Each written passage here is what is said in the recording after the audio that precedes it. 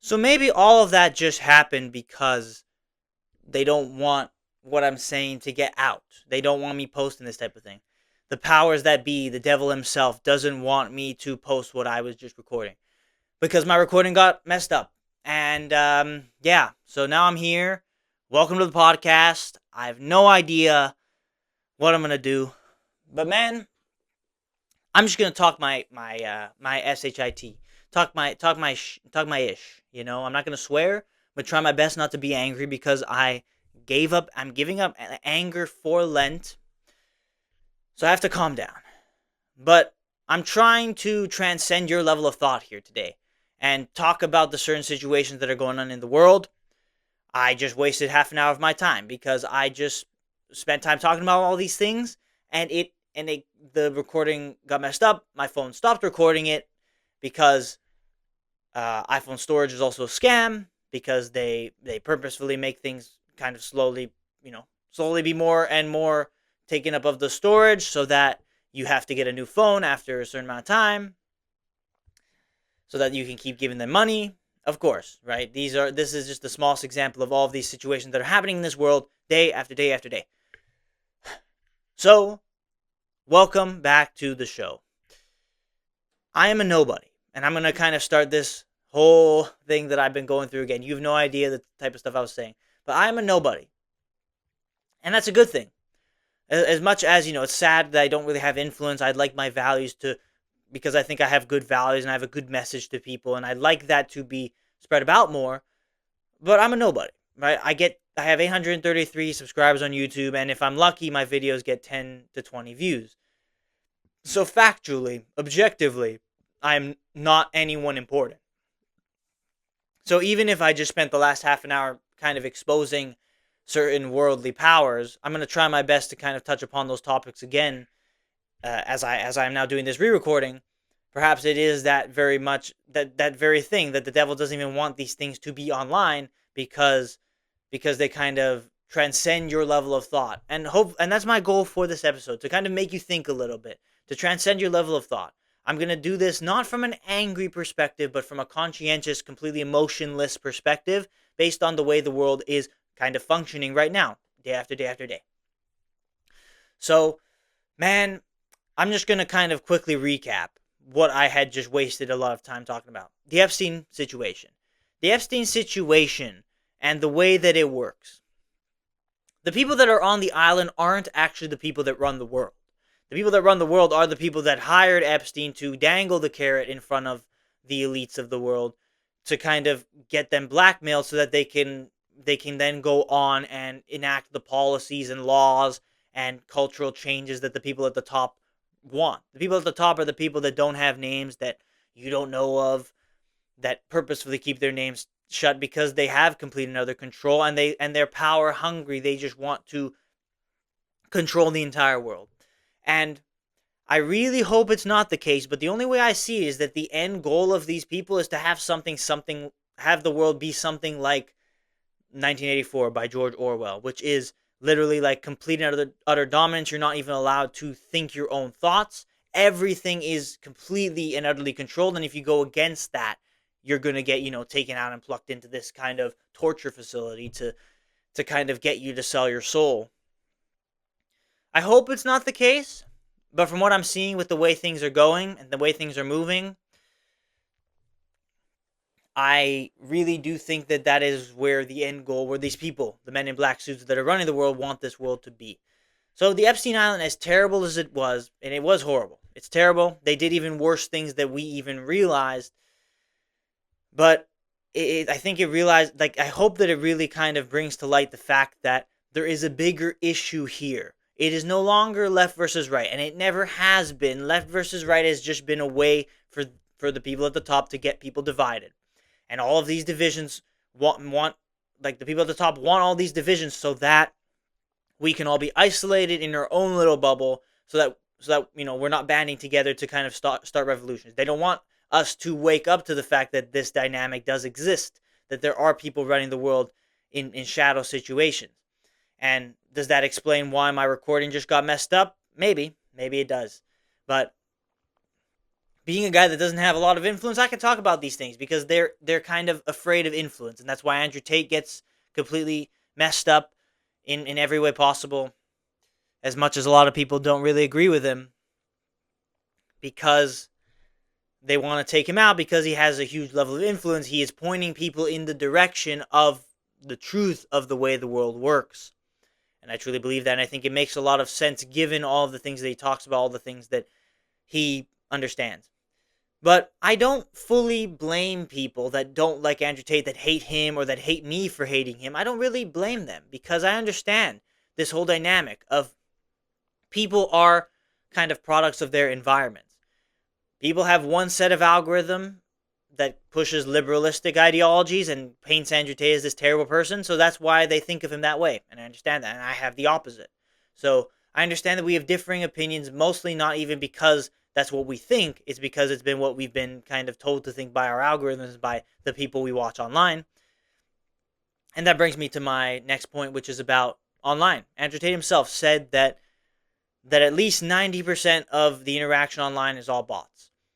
And I see it. Honestly, I really do see it. It makes a lot of sense why there are so many arguments and so much parasocial behavior. It's not necessarily because people have become more and more extreme. It's because there's just way more bots. And they're trying to push people and move people in certain directions to sustain a level of control and kind of keep society satiated. And at a level where where people don't want to fight back.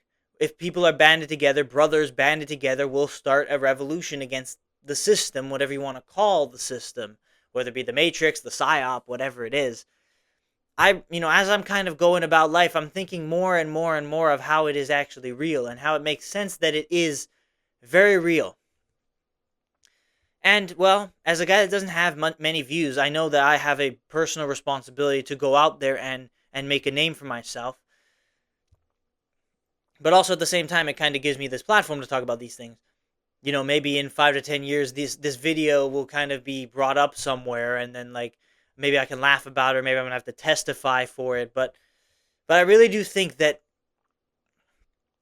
it makes sense that you have this big pot. You have the people in the middle, the masses, the vast majority of people. Then you have the elites that people seem to think are the ones that run the world. But then you have the people that actually run the world, whose names no one knows about, who just have infinite access to money, can probably just print their own money, and they have infinite money. Maybe Elon Musk probably is not the most richest person in the world. Maybe the richest person in the world is someone whose name we do not know, because at any moment they can spawn $300 million into their account and pretend like they made it themselves, right?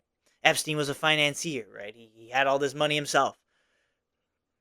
But Epstein was just the pawn. Epstein was just the guy, the facilitator to kind of get these elites under control so that they don't go against all of what the people at the top want to happen.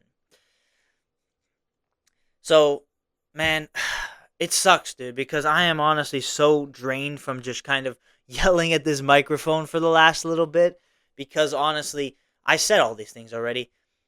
It's truly true. So let me kind of think about a couple of other things. We know 90% of social media is bots. And if you realize that, you can kind of move forward and be able to recognize that, okay, it's okay, right? It's okay. This guy that's angry at me or being an idiot is probably just a bot, or it's someone that has been convinced by the bots to do something like that or say something like that. So it's okay, right? It's okay. Just move on. Don't let it affect your day. Continue to do what you need to do. Continue striving for greatness, right? I think it's a good thing to realize that a lot of what's on social media is bots. A lot of it are algorithms, and we know the algorithm, but maybe there's a level that you kind of don't know, that it is trying to shape you into a certain person, right? Your algorithm is shaping you to a certain person. So with all of this in mind, what's the solution, right? And I really do think the solution is the Holy Bible. That is the solution, because not just godly values and godly principles and all that stuff, which is great, but it's the fact that the physical Bible itself and the teaching in there stays exactly the same. It's not going to be, there's no algorithm involved. There's no kind of hyper accentuated narrative involved with the Bible. There's the narrative that is in the Bible that is true and real and leads to many people being really truly fulfilled and enlightened and living a great life on this planet and preparing us as properly for the life that's to come. But the teaching in there kind of will be able to move people in a better direction than a lot of what is online right now. And people fall into these doom scrolling, and it's still a big issue that we deal with each and every day.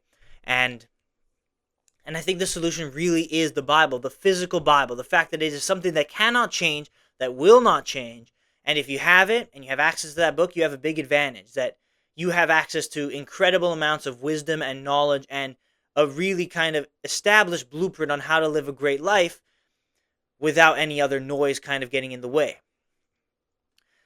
I think reading the Bible is the ultimate solution to all of this garbage and all of this noise on social media, mostly pushed by bots and algorithms that the elites and the people that run the world want you to have. If everyone shared the opinion of God and everyone followed God's teaching, the world would be a good place. There would not be any evil. But because many different ideologies have shaped up and moved around kind of all over the place, whether it be feminism or whether it be like what I don't know, bro. Like it's just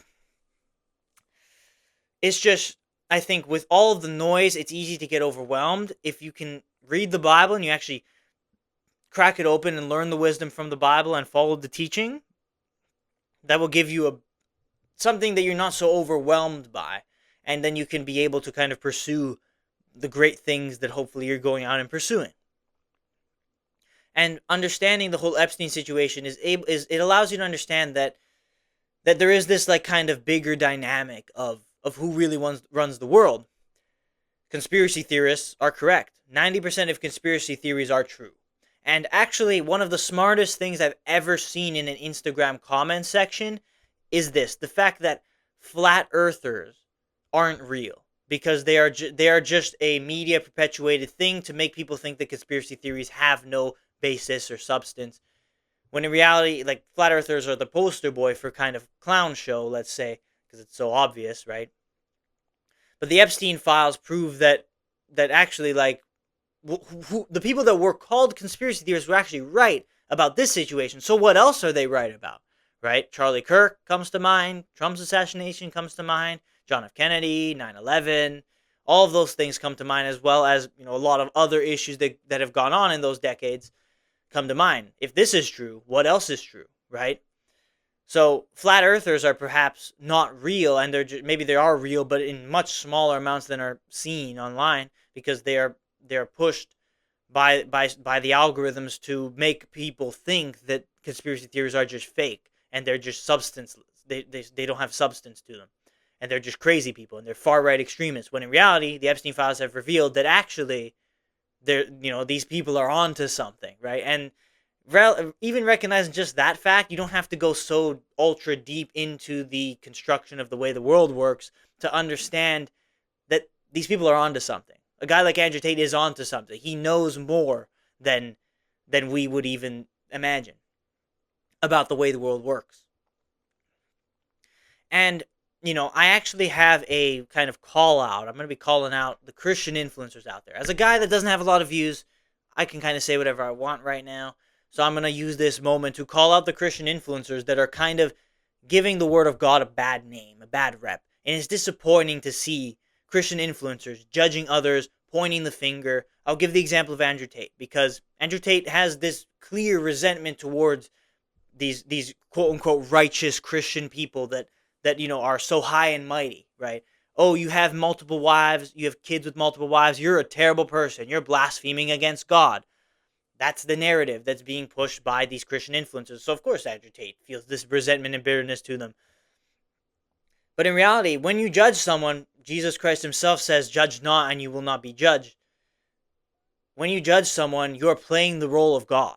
And that is not your place. It is not your role to judge someone. It is God's role. When our lives are all over, God will judge us in the end. That's the beauty of and that's not the beauty, there's no beauty in that, but this is the hope that is brought with the whole Epstein situation, is that all these people who are super evil, that have done these disgusting things, they will be judged in the end by God. So it is not up to you to judge them. It is leaving it at God's feet and letting God judge righteously, which he will in the end. That is what we believe as Christians. So being Christian influencers and pointing the finger and shaming people because they don't align completely with the words of the Bible, is like, it's truly just contradicting yourself, and it's not really exemplifying what it means to be Christ-like, to follow the word of God, being the judger yourself. And a lot of these Christian influencers fall into that. I think a better way is just let them live their life, you live your life, and let's come together and kind of come together on unifying values that we need to help the world become a better place, pursue the common good, and pursue a more positive future outlook for the world. Because right now, the future looks a little bit bleak in terms of all of these narratives and all these things happening, the people that run the world wanting complete control over everything.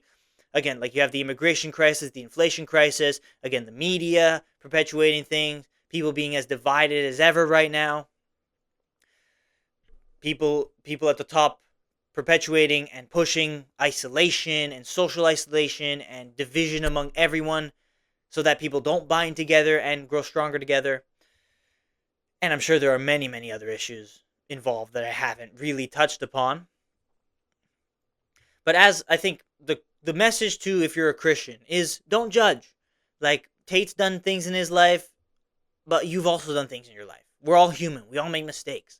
We all say things that are that are kind of like maybe taking it too far. It's all good, right? I think Tate is absolutely a positive influence and role model for the world because he really brought to light a lot of these issues that are going on, and he was kind of the pioneer for just like a deeper level of thought.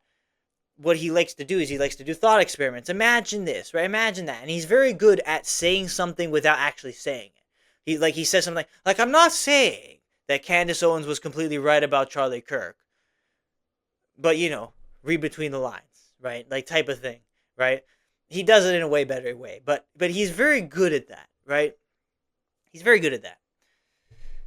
The point is, like, don't judge him, right? Like it's not worth anybody's time. It doesn't benefit anyone for judging him. He's going to go out and live his life, and you're going to go out and live your life. So let's go and let's try and make our own lives better each and every day, and let's spread the word of the kingdom of God, not in this derogatory, judgment-like way, pointing the finger, thinking you're better than anyone. No, that's exactly what Jesus himself rebuked the Pharisees for. So don't be a Pharisee, be a follower of Christ, and be humble and understand different opinions, and even if you disagree, find understanding and let the respect and love that Christ perpetuates overcome any and all potential division. I think that's a good message, and I think that's a good message to solve that issue of like all of these political violences and all of these problems.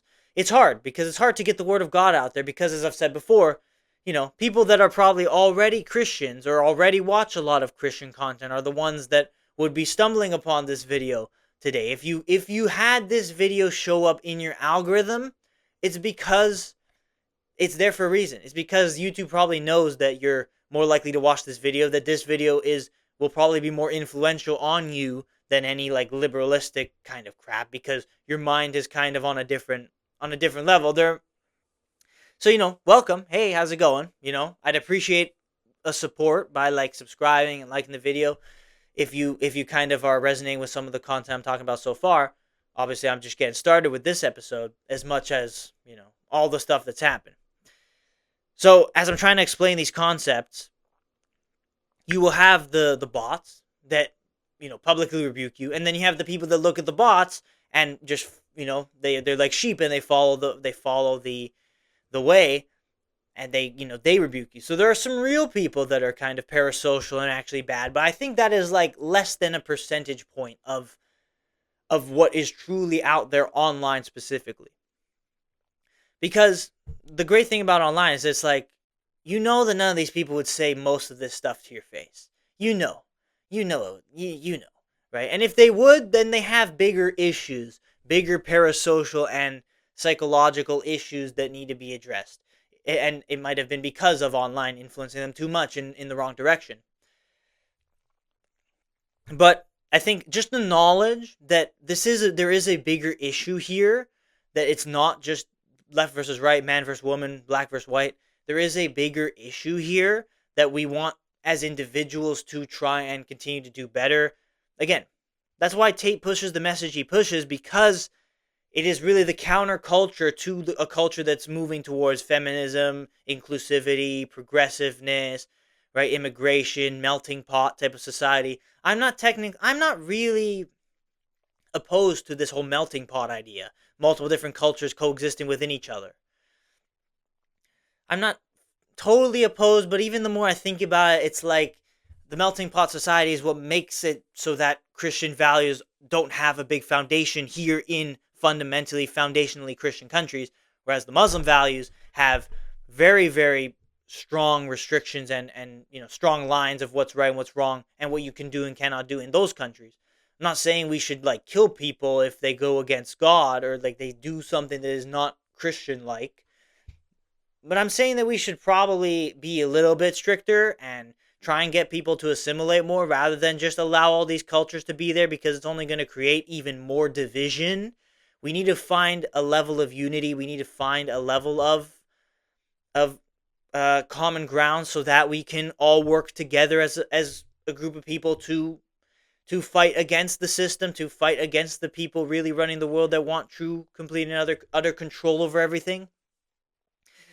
I wish I could get this out without falling into a tangent, without getting so angry, but just understand that there's a bigger picture here, and I think godliness is the ultimate solution to it. The Bible itself is the ultimate solution to the parasocial behavior, and humbling yourself in front of God is the ultimate solution to all of the noise that exists online and in the world each and every day today.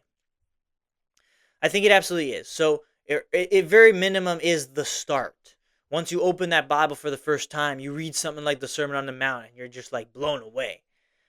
You want to kind of enact those exact teachings and be that exact person in your life, right? The things that Jesus Christ says that you should do, you should go and do more often. The things that he says you shouldn't do, being angry at your brother, right? Like conspiring against them, lusting after a woman, hating on your enemies. Those teachings you have to not do, right? And follow those teachings. Just opening it up for the first time just kind of changes your level of thought. But I think opening it up consistently allows you to kind of create that mental fortitude, that strength of godliness, which is the real solution to all of these problems that exist in the world. I think it really is. But you shouldn't be this high and mighty Christian, thinking that you're better than everyone else, strutting around, parading, pointing the finger, which a lot of these Christian influencers do. Instead, you should be humble and go about your business as you must and spread the word of God as you can among the people around you, among the people you do have influence over, in a respectful way, in a loving way, and not intruding too much, but doing it from a good balanced perspective to kind of help people move towards the right direction, to pursue that common goal of a brighter future for the world and fighting against those that kind of want us locked up in our 15-minute cities. I think that is really the way. As Jesus Christ himself says, I am the way, the truth, and the life. No one comes to the Father but through me. We are living this life. If you follow the teaching of the Bible, you will live a better life. And you will have a good foundation. That is why they are trying to kind of shift the world away from the words of God. Because if you have that foundation, those values, it's very hard to shake you. And it's very hard to convince you of the psyop, to convince you to comply with restrictions and regulations that might be put on you as a part of this pursuit for these people to get more control. And the better you get into it, the more Christ-like you are, you will live a better life on this planet, but of course you are also preparing yourself for the life to come, which is hopefully the glory in heaven if you do it right, and if you trust in Christ fully. So there are many people that seek God, and I think you can see that. You can see the people that seek God, that want to experience God's presence and God's wisdom, and tries to exemplify that in the way that they do. And I really do think Andrew Tate is one of them. As much as, you could disagree with me saying that, I really do think he is one of them. But I think there are a lot of people, and it's just a big mess. Honestly, it's just a big mess.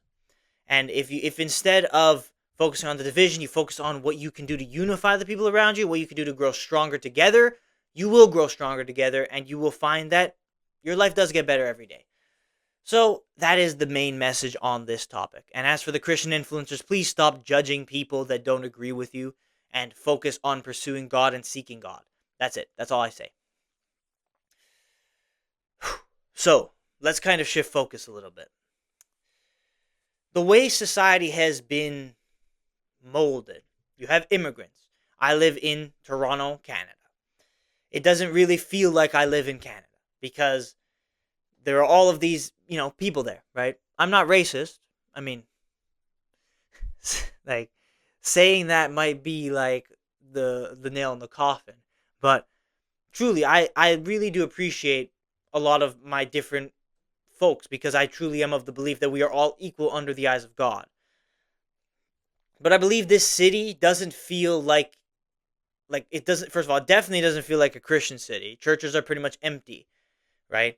And it doesn't feel like a people united under Christ. Definitely not. And it doesn't feel like a people united under anything. And it just feels like, it just feels like the melting pot. You're going about your day. I honestly, truthfully do not show a very big, like, I do not have patriotism for Canada. I do not have Canadian national pride. I really do not care. I want to live in a place where I can have a beautiful, loving wife and some great kids and know that I can live there in safety. And I hope I can only do that if I, make a good amount of money. So if God will allow it, I will, I could be successful one day if He allows it, if it's in His plan. And I will move to somewhere else because I don't really want to buy a house here. Because first of all, it's so incredibly expensive, and second of all, the values here are no longer really kind of aligned with the values that I want to be teaching my children, and they're no longer values that I want to be around. So as of now, for this season, I have to live here because I have to kind of climb the ladder. But it is my own duty and responsibility to get to the point where I can leave. But but at the same time, I'm not naive. I recognize that this is exactly what the people at the top want. They want young men like me to be disassociated with their country. So instead of patriotism and nationalism and national pride, they instead are kind of, able to move around and not be so linked and attached to their country. I have dual citizenship, which absolutely helps me say, hey, bye, whenever I want, right? It absolutely helps me not be aligned with a specific country because I know that kind of it feels like everything is going to slowly fall just worse and worse over time. It's not just America, it's all the surrounding countries. You see the European immigration crisis. Have you seen the state of Sweden right now? Look into that, right? Look into the situation happening in Sweden. That's just an example, but we're all kind of falling together, and maybe there is nowhere to go, but I have a couple of ideas which would be nice places for me to live in the future. I'm not going to reveal those because I want to live in peace if eventually I get to that point. But I understand that it is absolutely a part of the psyop to get a bunch of young men that are not prideful in their country's colors and that want to leave and don't want to have anything to do with their country and are instead focused on individualism rather than their national pride or focusing on something greater than themselves. I understand that. But at the same time, why would you be nationally prideful if there's really no values with your country that aligns with you? Why would you? Or that aligns with God? Why would you? And I asked that question, I think, and I'm like, yeah, it's kind of the two sides to the coin, right? If you watch the Andrew Tate Jack Neal podcast, which was really something revolutionary that I think if you really want to understand the way of the world, that's a very good thing to watch. And it will also help you understand a little bit about Andrew Tate that the people that hate him perhaps could learn a little bit about. But I think truly what he said about about his selling of the soul, right? People are calling him a sellout for the situation that happened and for the fact that he's not talking anywhere near as much online. There's a faction of people calling him a sellout for it, and he's saying, "Oh, it makes him think that after all he's gone through, it only encourages him to sell out. It only persuades him to actually sell out, so that he can actually kind of be safe, right, and have that safety. And he's right now in this moment trading that assurance and safety for free speech and for bringing people moving people in the right direction." But then he goes on later in the episode to talk about how thinking about the psyop is also the psyop. Like the psyop is everywhere. The lie and whatever you want to call it, the system, it's everywhere. The thing keeping you kind of constrained is everywhere, and it's everything, and it's different for many different people. You can call it the devil, right? The devil picks and chooses, and in the end, he wants everyone to lose their faith in God. He wants people to deny Jesus Christ, but he kind of does it through many different avenues as a way to get people to sin and to get people to fall out of faith and to convince people of the wrong things. But many of the devil's works are perpetuated by a lot of the people that run the world in this current time that we live in. But he goes on to say that, like they want him to sell out. Like, how would I explain this? He's kind of contemplating just kind of selling out, taking the money, and stopping his reign so that he can have safety with his family. He's contemplating that because he's seeing all the people that don't appreciate him for the work he's done. But at the same time, he goes on later to say that, yes, that's exactly what they want. That's exactly what they want. So it's this weird, just kind of crazy paradox of like, yeah, that's what they want, but it's actually also entering into his head. These thoughts are also entering into his head. But he himself also recognizes that that's what they want. That's what I feel when it comes to this whole national pride thing. I have no pride for Canada. I have no real affiliation. But at the same time, I understand not having the affiliation is also bad for the future of the country and the future of this society. But how can I when all the people that are running the world are just trying to destroy these countries? And I see the effects every day even when I go out on the street and I see every block there's a homeless person just kind of cracked out of their mind. I see this I walk through the streets and it smells like smoke and weed and all sorts of garbage. And I'm like, is this really how a city is supposed to be? Like, I've lived in other places in the world, and it's not that it's not as bad as here, right? Toronto is actually okay in comparison to a lot of places, let's say in the States. So I can only imagine how bad it is and how much of a dump a lot of these places are. Or even in France and Germany, where a lot of the cities have kind of been messed up, and places in Italy too. As much as Italy is talked about as this paradise, it really isn't.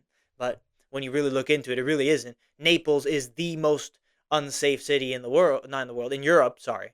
Not in the world. The world has some terrible places, but it is the most unsafe city in the world by crime metrics based on frequencies of crimes and severities of crimes. You can go search that up. And then 8 of the other 10 are from France. So I could, you look at it and it's like, okay, it's actually okay. It's not that bad, but it's still bad. If this is what okay looks like, and this is what actually manageable looks like, imagine what these other places are like. And imagine what can become of this city if it continues to fall in this direction. If more restrictions aren't put in place, and instead we continue to let crime go up, inflation go up, prices go up, immigration go up, and homelessness go up, poverty going up, and unemployment going up. That's a big one as well. How long until it becomes like a lot of these other cities? So I understand these dynamics, and it's definitely a thing that I'm grappling with every day, trying to figure out, do I really want to stay? Is it beneficial for me to love this country or not? Right? And these are the choices you have to make. Similar to the whole Andrew Tate situation, I'm very lucky that I'm it's actually like a low-key blessing in disguise that I don't have a commitment, like a committed relationship with children, because that would make this kind of ideology and decision even harder, because I understand, if you have kids and they were born in this country, you have a bigger affiliation to the country. It makes sense. Me not having that affiliation is actually a little bit to my benefit, as much as I really do want those things in the future. It is for sure to my benefit right now in this moment in my life when I'm thinking about these things. But I understand that the people, they don't want me to be affiliated with the country. And I don't want to be affiliated with the country because I've seen how bad it is. So it's a very big dilemma. And I don't really feel kind of like that the ideology that I pursue, which is the ideology based by godly principles, is absolutely not being taught and talked about anywhere near enough in this country. So I look at all of these things and I'm just sitting here like, well, where the hell do I go then? Right? And it's tough. It's tough. So these will be things that I'm going to have to continue to grapple with, but I do want to kind of make these issues that I'm dealing with known, because I understand. Like I see the way the world works, and I see a lot that a lot of people don't see. And even if I haven't actually experienced everything, I think I look at the truth of what's being said. Jesus Christ himself says, "You know a tree by its fruits. A good tree cannot bring forth evil fruit, and an evil tree cannot bring forth good fruit." So, if someone is on the side of good and the side of truth and the side of kind of the pursuing of a good future for the world, you can see it by their fruits. And if someone is on the evil side, you can see it by their fruits. And when I read that passage, and it took me a few times reading it over to understand, like, that's the way you figure out who's on the side of good and who's not, by looking at their fruits. And it will take a detailed analysis, like who is on the side of good, who is on the side of truth, or who's a part of the system, let's say, who is bought, who has sold their soul already. And you can look at that, and as much as Andrew Tate has his flaws, we all do, I think. For sure he's on the side of good. For sure. You look at his fruits. And then you look at the fruits of other people, the people that were on the island, let's say. Well, I think that speaks for themselves. I think it speaks for itself, because I don't know how much you know about what happened on that island, but we are talking like Old Testament Baal worshiping freaks. That is where we were at with the whole island situation, with this whole elite club that was there and is still there probably. Do you think it's just gone away? I'm sure there is some other cabal going on, some other crazy spiel and an insider thing going on that's maybe a bit different, not as extreme because they've been exposed in their extremities, but probably still something going on. So that's where we're at. And I think it does bring a good hope that God will judge in the end. And it's not your place to judge, because you are human all the same, and you sin as well. The whole Epstein situation is just like when sin is taken to its absolute moral extreme is when you get the situations that happened on that island. I don't want to repeat the things that happened because of how terrible they were. But you know, I'm sure you know. I'm sure you've seen many other podcasts be more specific about it. You know how bad it was. So it's just the knowledge that godliness and godly values is the solution to all of these things. And figuring out who's on the side of good and who's on the side of evil, it's very easy. You just look at their fruits. And Jesus Christ was always telling us something. And there is this little thing about when there is a prophecy, there is a smaller fulfillment of it, and then there is the grander fulfillment of it. So perhaps right now we are in the smaller fulfillment of certain prophecies. Right? When Jesus Christ himself came in the book of Isaiah, there are many prophecies that were actually fulfilled, but like nowhere near as impactful as Jesus was. And Jesus was the ultimate fulfillment to those prophecies. So they were small fulfillments, and then the bigger fulfillment, which came through Jesus Christ. And really kind of narratives, Jewish narratives prove that like cultural wars have been a thing even since back then, because there's literally like verses like the Jewish people try, they kind of spread this false narrative that Jesus Christ never came back from the dead, that the disciples just took his body away, type of thing. And a lot of Jews believed that narrative. So narratives have been trying to be pushed for power and for dynamics and for influence for as long as you can remember. So today there's really nothing new. But Jesus Christ himself says, like nation shall rise against nation, and there will be wars, and there will be turmoil. And he also talks about, how come you seek a sign, but you don't know the sign of the times, right? For, then Jesus himself is predicting the fact that he is being the salvation, and he is coming back from the dead, and he is starting a revolution himself. But the people that are ignorant don't realize that that's what he's saying. But perhaps we are also living in a time where it's also some smaller fulfillments of these exact prophecies. That a lot of people are kind of, unfortunately, I don't like to use the term, but I have to say brainwashed, because unfortunately it is true. that they think that the world is one thing when in reality you can see by people's fruits that it really isn't. So all I'm saying, man, is like continue to walk that line. Continue to pursue what you can pursue. The ultimate message is, you have to have a level of individualism. There absolutely has to be, because you know that all these people are against you. So you kind of have to dig your heels deeper and work harder. But individual, like, you cannot, think of yourself as God and think of yourself as high and mighty and think of yourself as being the full solution, because adding God into your life and seeking God in what you do will give you much more power in that pursuit, and it will be the ultimate greater solution to these bigger problems. And it will allow you to stay humble, stay at peace, knowing that God will judge in the end. And those are all very, very positive messages. A lot different than a lot of messages that are being talked about, and perpetuated by the media. So, kind of after going through these things, I wish I could have been deeper about it, because again, I recorded another half an hour snippet or whatever you want to call it that got messed up, because perhaps, the devil doesn't want this to be out there. Even if 10 people watch it, it's better than nobody. It's a better kind of idea than nobody. So I'm literally just talking some crap, I'm just spitballing here.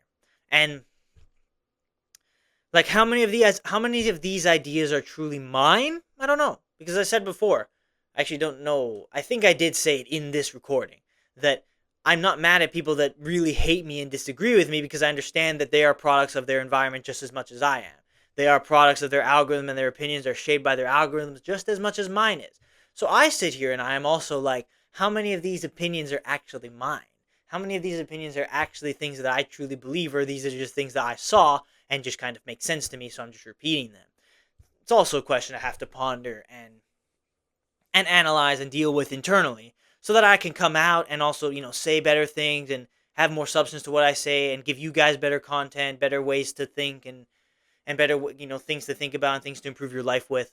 But I think when all else fails, man, turn to God and turn to the works of the Bible, because that is the ultimate truth in all of this evil and in all of this noise. I think that is if there is one thing you would take from this entire episode, is that godliness solves all of these problems. All of them, without fail. And truly seeking Christ solves these problems.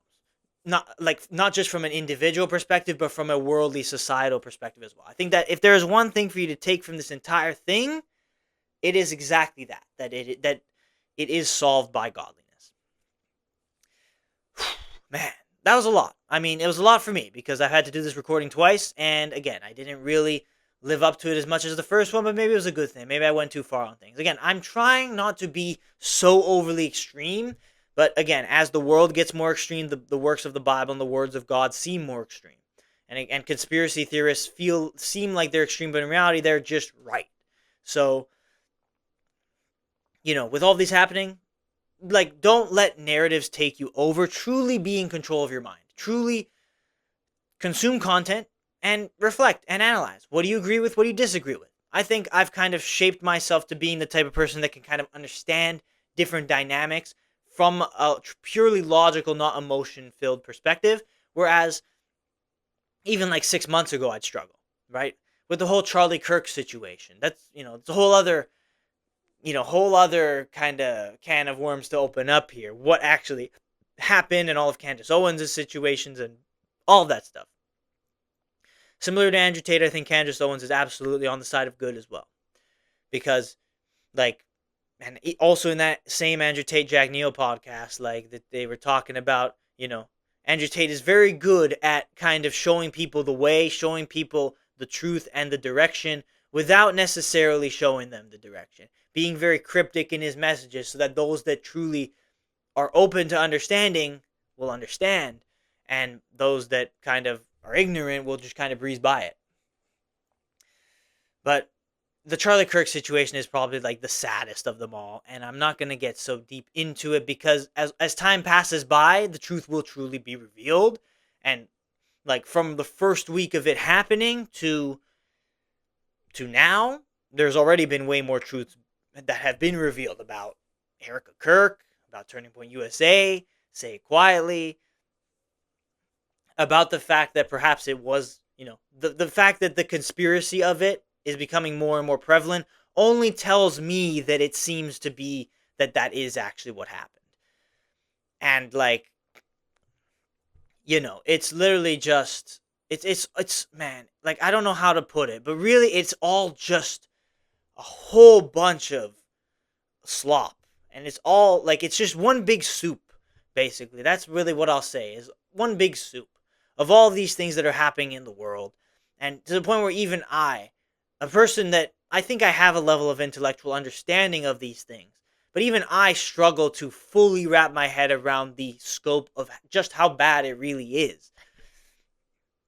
So, instead of overwhelming myself, you just say, pick up a Bible, read, and follow those teachings to be a better person. Go to the gym, work out, eat healthy, make money, and bring you and the people around you up. And the more people can do that, the more people will truly live better lives, and the better the world will become. And we can push individually for a stronger future. But it's going to take a lot of hard work. It's going to take a lot of hard work because things are already pretty bad and already slowly seeming to be getting worse. Again, I hope that the whole 1984 thing is just me being a little bit too paranoid rather than it being actually the case of what these people at the top want to happen. Yeah, so, man, I wanted to talk about a lot more, but perhaps I'm going to save that for tomorrow because I really am drained and tired and messed up. So I want to get into actually editing this episode to get it out there, but maybe I'll expand on some of these things tomorrow and be a little bit more specific on them because of all that's happened. But I think I got a good chunk of what I wanted to say out there right now. Godliness is the solution, and there's nothing else. There's nothing else to it. There's nothing else to it. Honestly, like, I wish it was so complicated, but truly, pursuing the Word of God and the Word of Jesus Christ is the absolute solution to all of these problems. The problem of parasocial behavior, online influence, algorithms controlling your brain and your own opinion, and being psyoped, and being compliant to these things that are hindering you. Godliness solves all of those problems, both from an individual perspective and from a worldly perspective, and of course from a salvation perspective, which is the most important, your salvation in heaven when it's all over.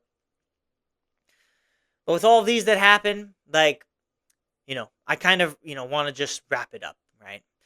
So I really do apologize if I didn't really do it justice as always, but perhaps that is just me being a little bit too meek. I think I'm going to go through it a little bit more. Season 2 of the podcast, I really wanted to start Season 2 like last week, which is why the first day I recorded a video coming back from my pro football trial, which also taught me a lot of things about the world, by the way. But when I came back, like, I wanted to start Season 2 because I want to kind of really kind of hone in a lot of these ideas that I have, that I've learned from a lot of, that's what happened in my life and a lot of things that I've seen that have happened in the world. But it's going to have to wait. I'm sorry for those 5 of you that are watching still. But if you're watching, I do appreciate you. And I appreciate you. And I would appreciate if you did subscribe and like the video if you haven't yet. And follow me on Spotify. Follow this show on Spotify because it's easier to watch on Spotify for some people. So that's why I upload these videos to Spotify too. But I appreciate you for being here. But really, like there's more to it. So when Season 2 comes, it will come soon. It will be very, very soon. But as of now, I'm going to continue with just the same kind of structure that I've been doing these episodes.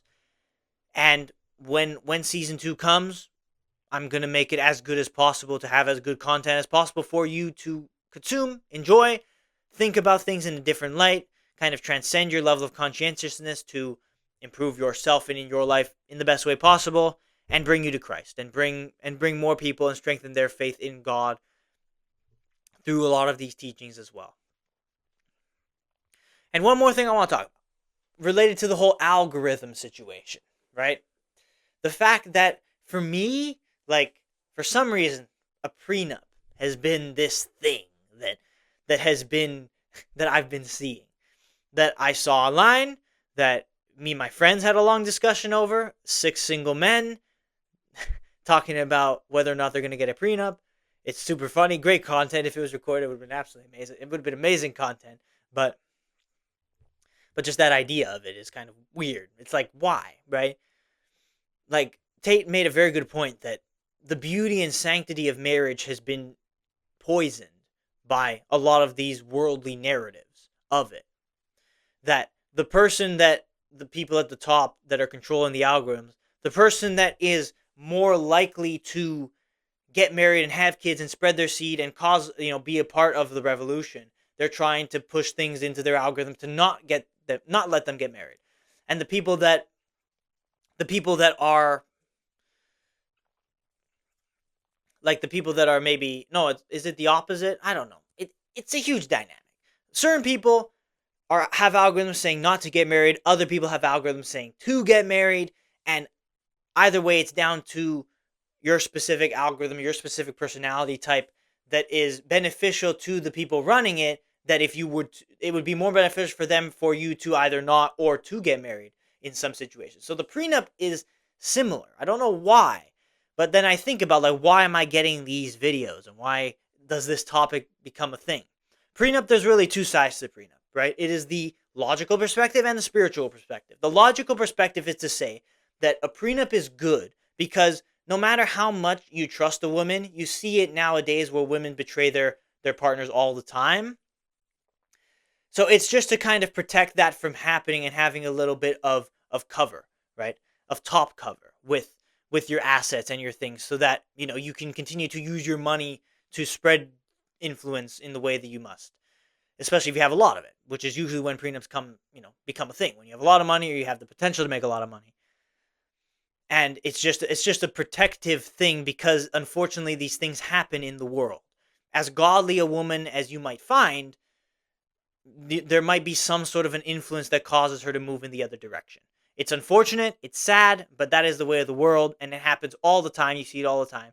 And narratives in the media try and push it one way or the other, but like between it being the woman's fault or the man's fault or whatever it is, right? But the women always win in divorce courts, and that's not a coincidence. It's a part of the whole feminism thing. But so the prenup is to say, okay, we're going to get a bit of top cover here because these things happen, and it's unfortunate that they do happen, but they do happen. So you should get it. But the spiritual perspective of a prenup is you should not get a prenup because of the fact that it's like, why do you care so much about your assets? If the girl betrays you, the girl betrays you. Like, it's sad, it's unfortunate, but at least you're fully committing and putting your trust in her in the beauty of marriage. And who cares about these worldly things anyway? Because what we're focused on is the treasure that is that is truly in heaven, which is greater than anything we might ever imagine. Jesus Christ himself says, the kingdom of heaven is like a man who finds a goodly pearl, that if he finds it, he sells everything that he has to get that pearl. So basically it's to say, if we saw what happened in heaven, we would sell everything we had to get there, right? So if it's that good and it's that beautiful, yeah, like, who cares? You'd rather put the trust into a beautiful thing, which is marriage, rather than your materialistic things, which is whatever money and assets you have, that if she betrays you, it's unfortunate. But like, you're not supposed to be caring so much about these things because there is a bigger picture, there's a greater cause, there is a higher calling, which is to pursue God first above anything else. Anything else. Money, of course, very much included. So I know these two perspectives, and I'm nowhere near getting married, so I don't have an idea as to what I would be doing personally, because I don't know where I'd be at financially. I don't know about the person I would love. I don't know these things. So it's like, you ask the question, why are we talking about these things, right? Why are these things being put into my algorithm? And perhaps it's to say that, yeah, a seed is being planted in one way or the other. So I have to logically rationalize it and make a decision that would be best for all parties in terms of this specific issue, as well as many other issues in my daily life. And that's why things kind of get pushed on the algorithm. So if you approach your algorithm and you approach the videos and narrative you're seeing with this lens, I think it's very beneficial for you. It's beneficial for you to make better decisions in your life. If you approach every single thing with this lens, that oh, why am I getting these videos? Why are these videos being pushed into my algorithm?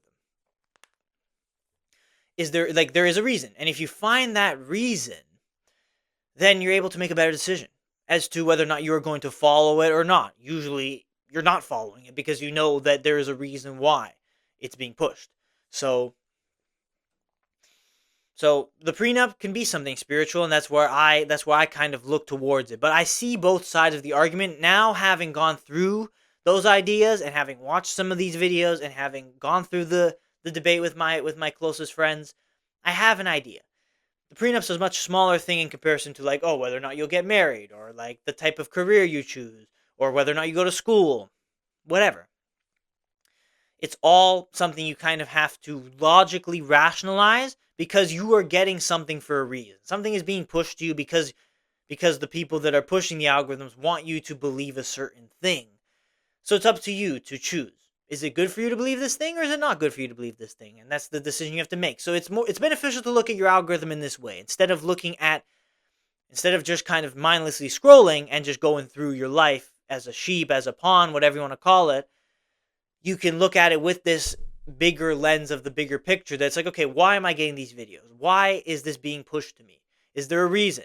Am I weakened if I do this thing and I follow the teachings that are being pushed in these videos?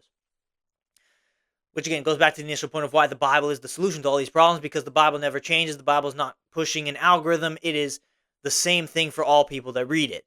So it's a much better set of values and principles that are more true than, and definitely not corrupted in the same way that social media is clearly corrupted, whether it be with bots or whether it be the algorithm. That's why I say these things, because I think that makes the most sense. So approach it from a more kind of neutral perspective. When you see certain things and certain narratives trying to be pushed to you, push back, like intellectually push back by asking the question, why are these videos being pushed to me? So I just wanted to comment on that little part as well with this whole prenup thing. And it's like prenups are like, it's like dude, like I'm freaking, like I don't, like I'm nowhere near getting married. So it's like, I don't know why it's a thing. Again, it's probably planting the seed for a decision that might hinder me in the future, or hinder my relationship with God in the future for certain things like that. And there are many, many different things that would be doing exactly the same thing. So be wary, be vigilant, never bow, never kind of bend the knee to all of this BS. Instead, pursue godliness, pursue God himself, and read the Bible, and learn the teachings, and be Christ-like, and stand strong with your values, and you'll do pretty well for yourself. I truly believe that. So, really all I gotta say now is I'm going to end it. Hopefully, I can actually get this video out and things haven't been cut off. I might already be seeing that my phone has stopped recording this video, but if it hasn't, great. So I encourage you to subscribe as I continue to, get more kind of open about a lot of these issues.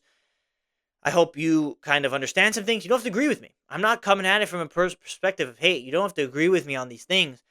I'm just saying to kind of open your minds a little bit to these perspectives. Be a little bit more honest and intellectually honest with yourself, with how you live your life, with the things you consume, with your ideologies, and find the best ones that will help you live a better life and help you get into heaven, to the greater life that is to come. So thank you. Thank you for watching. Thank you for being here on this 365-day podcast journey. I will see you tomorrow for the very next episode.